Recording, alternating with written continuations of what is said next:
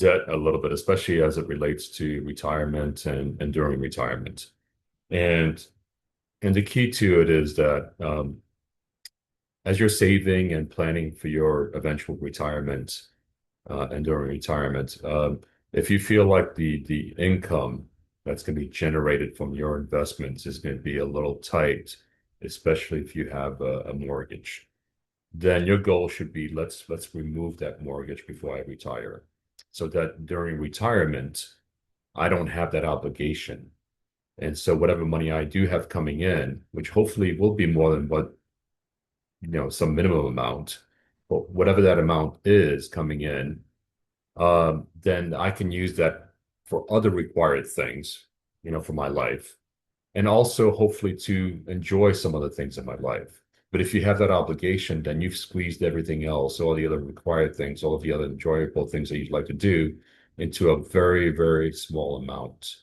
And that's not a good feeling. Now, obviously, if you've got a lot of money, if you're going to save and you're going to have a lot of money at retirement, then having an obligation on your primary residence is not that bad. Okay, but if things are going to be a little tight, you want to remove that, because by removing that debt, it gives you flexibility so that you can actually spend your money in other things. And if you have that obligation, then you just don't have enough as much as you would like for other things. So again, that should be a focal point as you're actually doing your plans, or planning for eventual retirement. And during retirement, to see what you can do to maybe reduce that debt as much as possible and have your income, that investment income coming in for other things. And just to, I mean, and just looking at, pre-retirement and retirement years, obviously, prior to retirement, you've got a lot of time.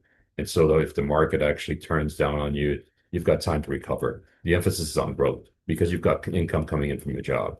During retirement years, it's a little different. You're actually depending on that investment income. And you've got less time to recover. So you're going to be a lot more conservative on your investments. And one of the main goals is to actually focus on the preservation of those investments. And by doing that, okay, you can actually, again, you may not have as much from the investment income coming in as if you were focusing or investing in high growth areas.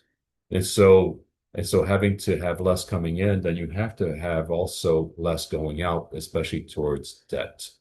And that's where, again, focusing on removing those debt obligations, especially around, again, your primary residence, that will give you enough for other things and hopefully for enjoyable things.